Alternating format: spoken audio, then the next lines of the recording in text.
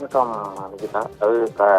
சேலம் மாவட்டம் மேட்டூர் அணையிலிருந்து சுமார் இந்த ஆண்டு மட்டும் 4 முறை நிரம்பியுள்ளது என்பது குறிப்பிடத்தக்கது.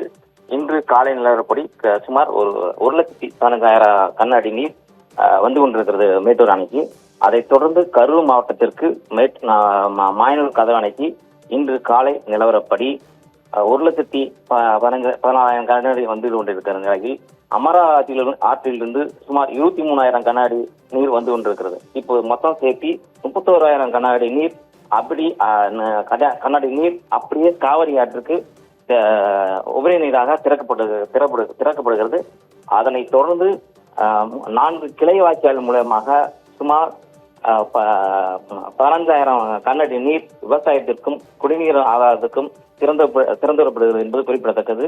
இதனைத் தொடர்ந்து கரூர் மாவட்ட நிர்வாகம் பொதுமக்களுக்கு வெள்ள அபாய எச்சரிக்கை விடுக்கப்பட்ட நிலையிலும் செல்ஃபி எடுக்கவும் மீன் பிடிக்கவும் ஆற்றுக்கு செல்லவும் கூடாது என மாவட்ட நிர்வாகம் சார்பில் எச்சரிக்கை விடப்பட்டது. இதை தொடர்ந்து நேற்று சுமார் 98,000 கன அடி வந்த நிலையில் இன்று 1,30,000 கன அடி நீர் மாயனூர் கதவு அணைக்கு வந்து கொண்டிருக்கிறது என்பது குறிப்பிடத்தக்கது.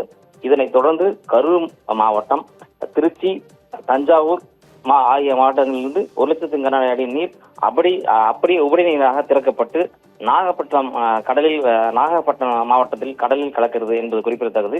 இதனைத் தொடர்ந்து விவசாயிகள் நீண்ட நாள் கோரிக்கையாக இந்த உபரி நீரை சேமித்து வைக்க வேண்டும் என தமிழக அரசுக்கு நீண்ட நாள் கோரிக்கையாக வைக்கப்பட்டுள்ளன. இது தமிழக அரசு இதற்கு உபரி நீரை சேமித்து வைக்க வேண்டும்.